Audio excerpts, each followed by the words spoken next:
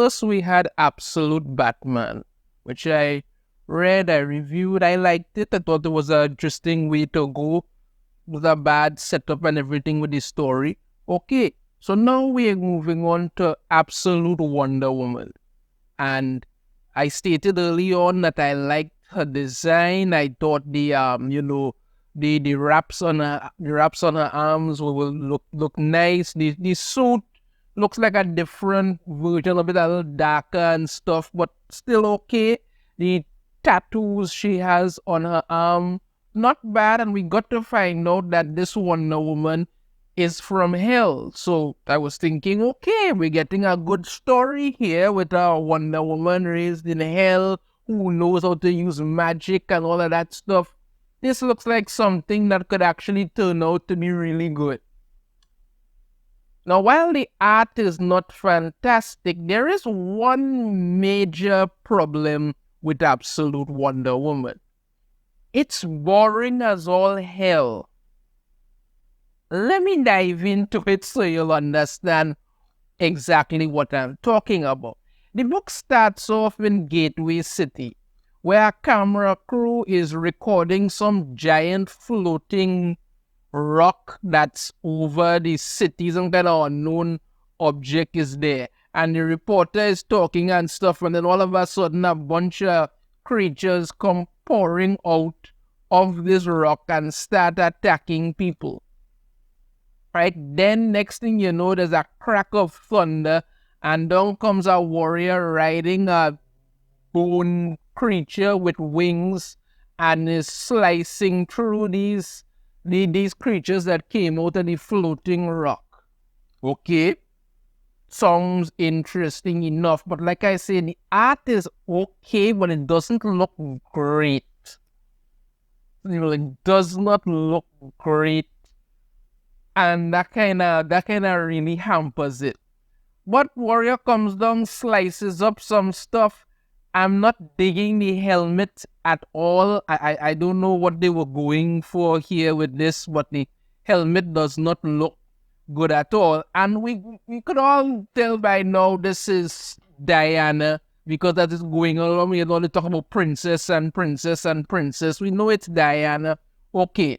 And then takes off helmet, put the hand in blood and passes it across her eyes and stuff, and then chants some magical something or another, and it has some effect on these creatures. And I'm thinking, okay, something using some magic and stuff there. All right, maybe we're gonna get to see her fight like a magic warrior types thing. That does not happen, but let's go on, right?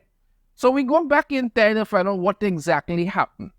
Apparently, Cersei is imprisoned in hell, right? She's apparently imprisoned in hell for something that she did, and Apollo shows up and gives her this baby.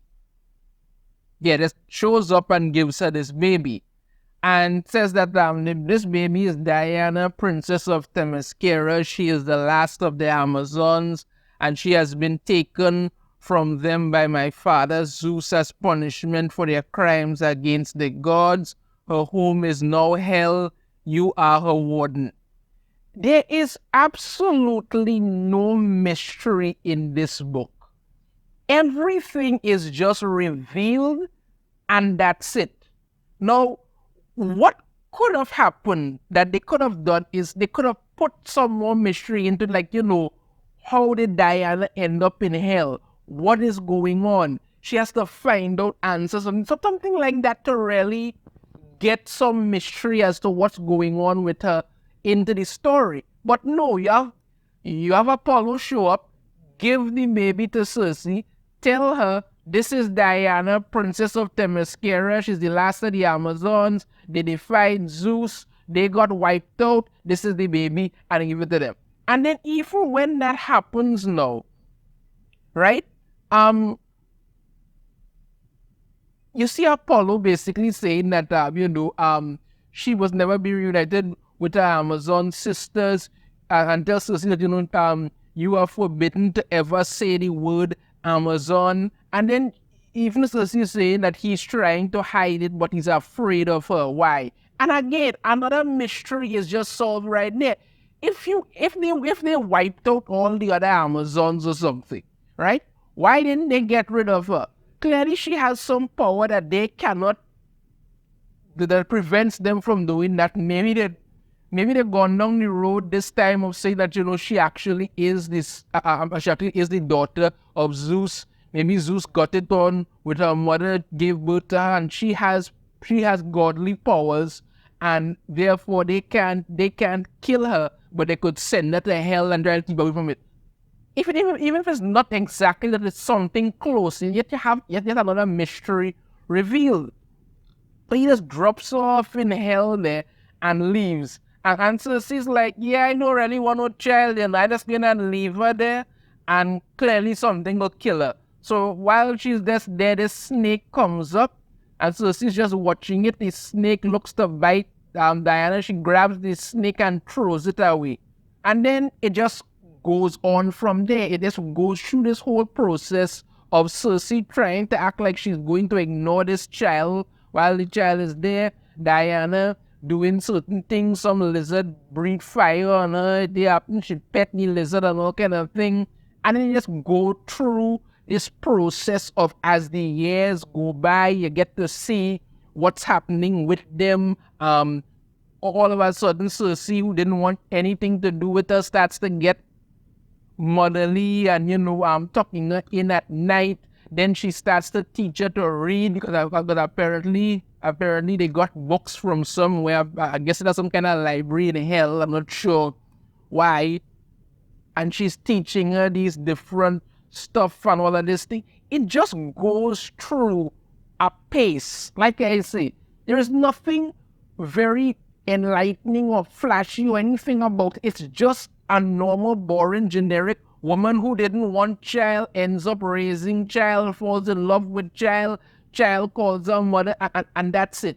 You just waste page after page of this happening. You understand me? You get more of Diana fighting something there, Cersei teaching her a little magic and all of this drama just goes on. It just goes on for a couple pages of that, and that's it.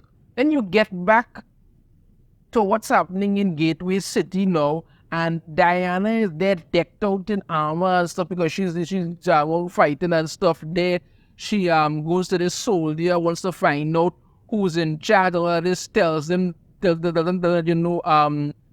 all need to get back. The Harbingers are coming. They haven't been stopped. They're stunned, and that's not the one you need to be worried about. And then this big Harbinger creature comes out, and she goes there to fight it with this thing, and she has this sword, and she's battling. And again, as I talk about how boring this is, this is just basically Wonder Woman in a different outfit fighting some creature.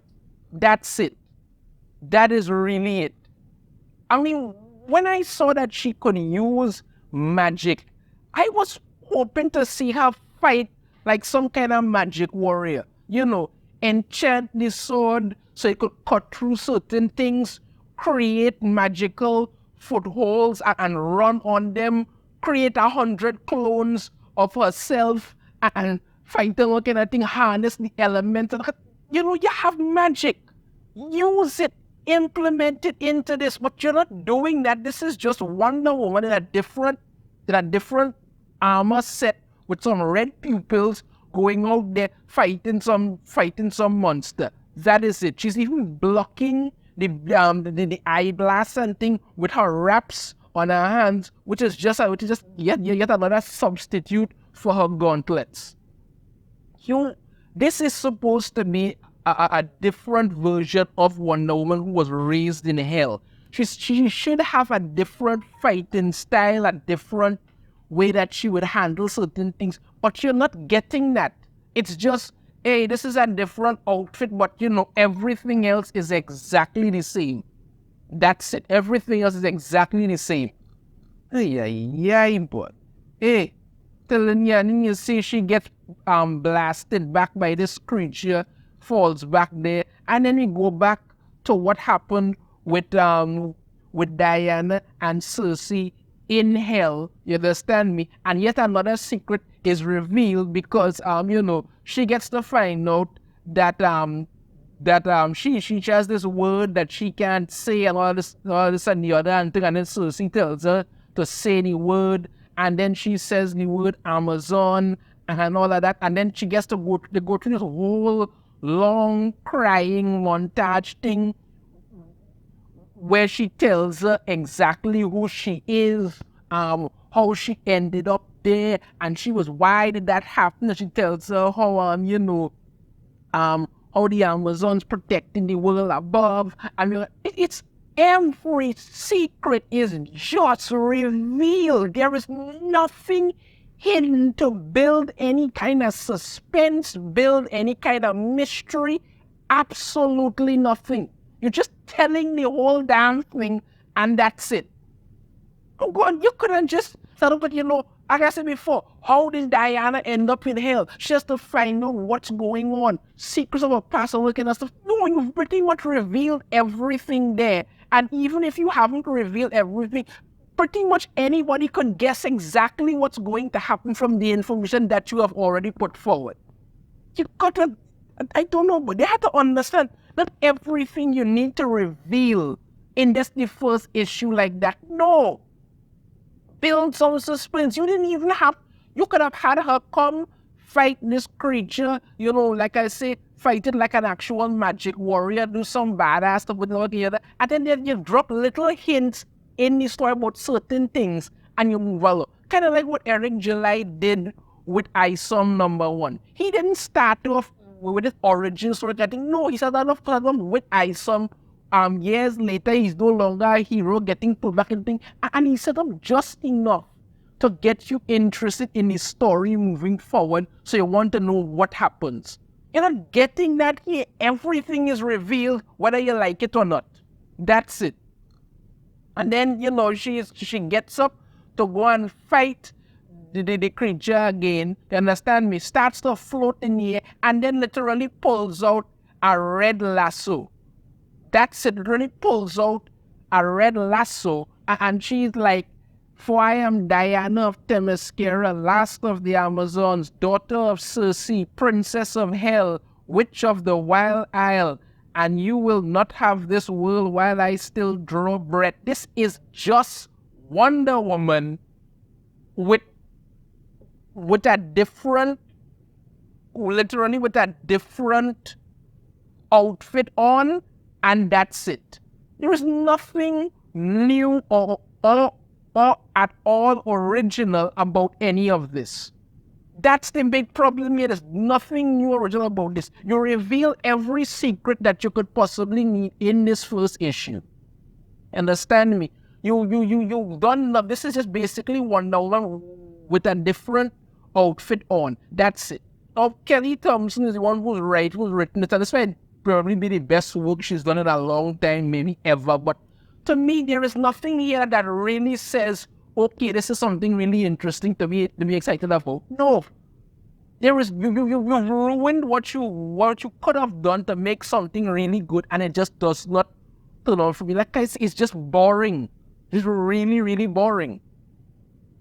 My final rating for Absolute Wonder Woman #1, I will give this book a 1.3 out of 5. I'm sorry, I can't recommend this as something fantastic because nothing in it is really all that original. They try to sell this whole thing with Circe and all that thing, and then in hell you ruined that. You made her into some kind of witch. You see her barely using some kind of magic powers when you could have really incorporated it into her fighting style, so you see that she is a magic warrior type. No, you didn't do that, so you ruined magic. She has a literal red lasso now because, God forbid, you find a different cool way to make that interesting. That's just all this is. This is just Wonder Woman, different outfit, doing the same thing. That's all. Let me know your thoughts on this in the comments. If you have a different opinion, I'd love to hear it. If you like the video, hit that thumbs up. Subscribe if you haven't already. Ring the notification bell to be notified every time I put out a new video. And I shall see you all next time. Take care.